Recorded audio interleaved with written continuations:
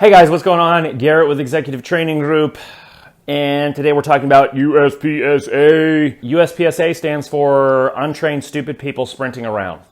Just kidding, not really. It stands for United States Practical Shooting Association. I'm like 99% sure that's it.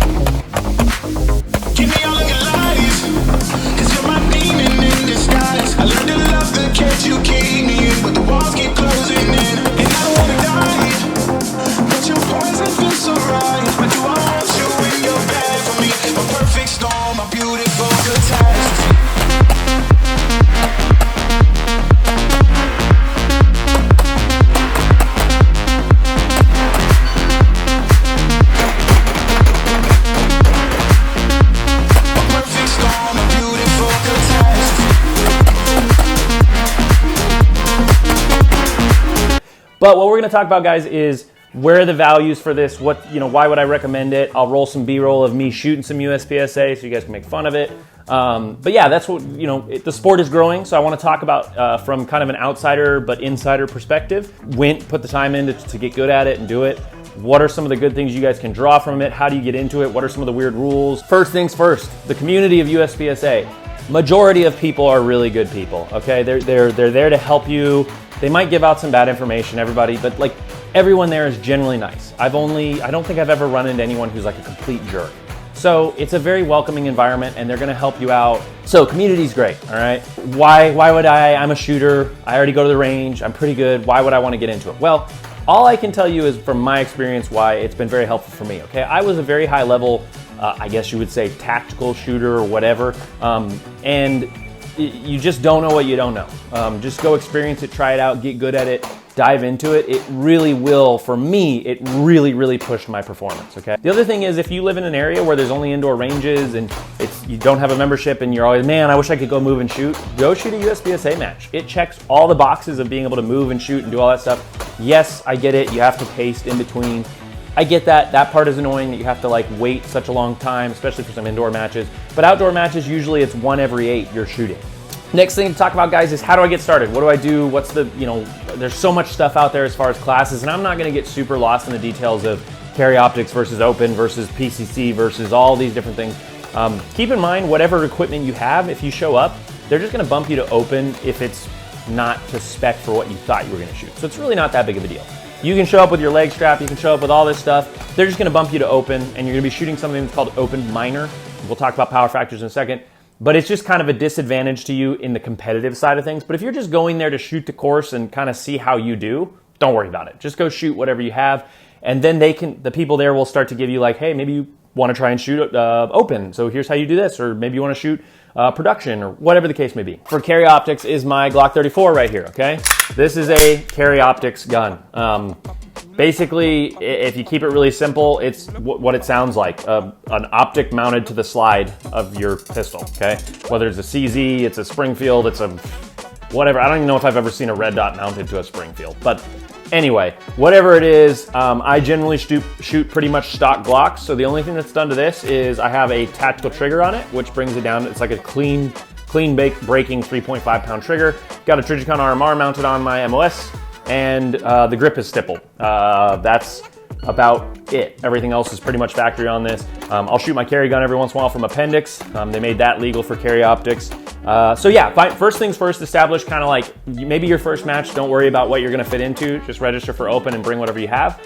And then once you get a little bit more information about it, pick something that you wanna shoot in a class. If you wanna be more competitive, pick that class and figure out what that is for you, all right? I mentioned something called power factor, okay? And basically what power factor is, you don't wanna lose a bunch of sleep about it, but in carry optics and production, you don't have a power factor. It is what it is.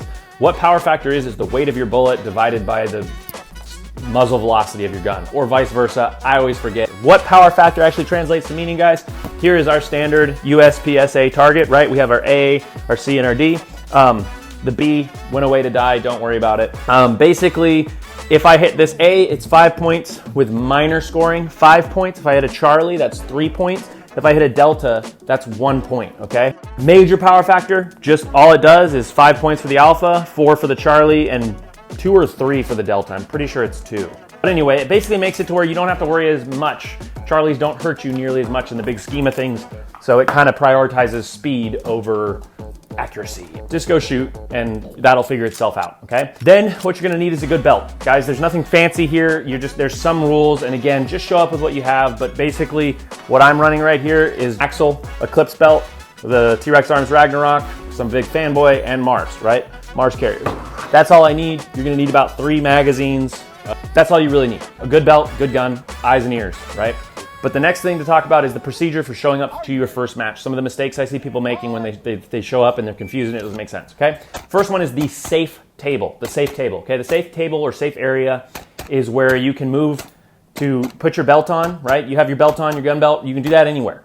But when it comes time to put a gun into the holster, you need to go to a safe area. You can't just handle your gun willy-nilly outside of the safe area. Look, a lot of these rules, they're designed for people that don't know any better, okay? I totally know there's a lot of people out there that can handle their guns and be safe with them outside the safe area, but you gotta understand this is a competition.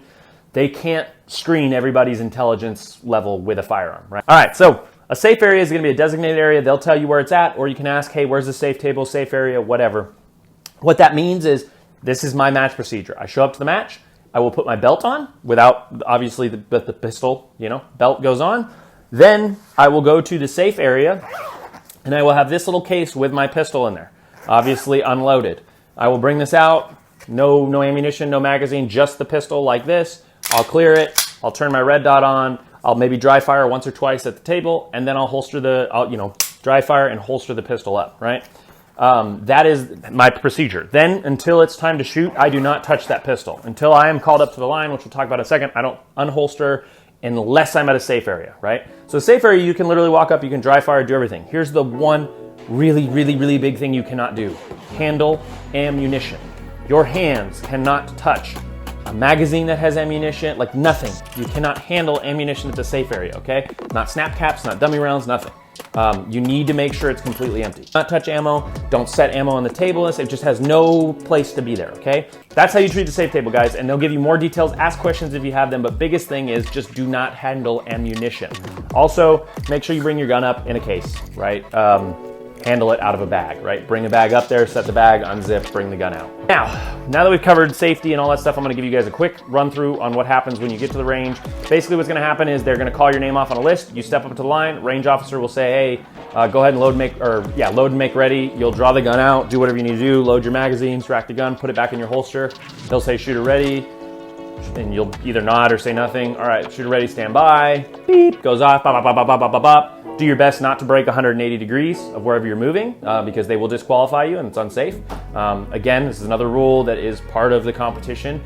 They need to set a parameter for where it's not safe to point your gun because of everybody's skill level being different. Just a safety thing, okay? So once they move forward, you get done. Basically, once you fire your last round, the range officer will say, if you are finished, unload and show clear. And at that point, you can remove your magazine, rack the round out of the chamber, lock the slide to the rear, inspect that it's clear. They can check that it's clear, and they'll say, if clear, hammer down. So you drop slide, aim, click, dry fire, and holster back up. And then they'll say, range is clear. And that's all you have to do. Then you walk around, you can see what you scored, what your points did, okay? That's the procedure. One habit people will see is they'll shoot, and when they get done, they'll just go holster back up. So just be mindful of that when you get done. Hey, you gotta unload and show clear before you holster up. Usually the ROs are pretty cool. They'll be like, oh, stop, unload and show clear. I have no problem with getting done with a drill and starting to unload and show clear. I know when I'm shooting a match and I know when I'm out at the range drilling stuff. So while we're there, let's talk about some of the myths and different things that people are like, oh, this is untrained, stupid people sprinting around, right? Okay, yes, the 180 rule is definitely one that I've wrestled with a little bit because as I've been shooting this for a little while, it is one of those things that I don't love what it does subconsciously for us, but I kind of understand it as a necessity for the sport because people have to come in and they can't really see where everybody's at. It's very difficult to know the people that are good with their trigger discipline versus the people that have been trying to rush through things and could make mistakes. And we want to eliminate the possibility of those mistakes being very, very dangerous and damaging. It hasn't affected me majorly with my ability to shoot when it comes to tactical stuff. It's just two different environments, two different worlds. It's kind of, it's like making the argument that I'm so used to walking, when I get in water, I'll just try and walk through the water. And that's not what you're going to go, oh, wow, I'm in water, I should swim. So kind of want to contrast some of those things. The one thing that I found, guys, for USPSA, what you have to gain: performance on demand, stress, mental ability to think through stages and plan. Some of the best shooters I know, as far as performance-wise, they are USPSA shooters. It's highly competitive. You get to see yourself up against other people. If you can run around and nail all these positions in this technical footwork, you're going to see an improvement in your ability to do CQB, the footwork that's involved in CQB. I see a huge benefit in the footwork, performance on demand, my mental capacity to process things, and it's also just really, really fun. Getting to master class was hard, I'm not going to lie to you, but enjoyable, okay? How do you get classified? What is a classification, right? Basically from D up to A, and then M and GM, okay? That's what those are. Basically, what that's based off of, guys, is classifications, classifiers. These are predetermined set stages that are set up a specific way every single time you shoot them. You'll usually shoot one at a match. And it's based off of what's called a hit factor, okay? A hit factor is your time over points or points over time, right? So how many points did you score and how much time did it take you? Divide that and it'll give you a number. The higher that is, the better, okay? That's how they score the classifiers, the same exact way. They're usually shorter stages you'll go through based on your hits and your time. They'll give you a hit factor, and that hit factor will put you into a category, A, B, C, D, whatever, or M and GM, okay, being the top. 4 of those get your initial classification if you signed up to be a USPSA member. First 4 will get you a classification. Then you shoot 6 total. We add 2 more onto that 4. And out of those 6, they will take the best 4, the average of those, hit factor. And then once you shoot 8, they will take the best 6 out of those 8. And then it just continues. It's a little long-winded, but there's a lot of people that are interested in looking into getting into USPSA. And I think shooting competition is a really, really great thing. I'm excited. There's a lot of other stuff I want to learn from different types of competition. But this is, for me, guys, really where the edge of my ability to get better and improve, it has been in USPSA, and it's been a great tool for me to get, 1, just to shoot because it's fun, but 2, to improve as a shooter, okay? Really important to go out in front of other people and feel the stress of other people watching you, and you only get that one chance. There's no redos, there's no makeups. It's just you shoot that stage and it is what it is, period. So I think it's a really, really good sport for that. I appreciate you guys watching. We have a bunch of upcoming classes, training events, all that stuff. So go check out our website, executivetraininggrp.com, for all the future things. And if you have questions about USPSA, shoot us an email, leave a comment, reach out, go to your local match. Usually people are really, really nice. It's a great experience, a great place for you to learn how to move and shoot with your gun at a very high level. It is not tactics. It's not tactics, it's performance, okay? So don't get the two mixed up or intertwined, but just because they are, there's commonalities in those, and there's things that you will practice there that will lead to better performance, which will lead to less mental processing power while you're doing whatever tactical thing you are doing. So take care, guys.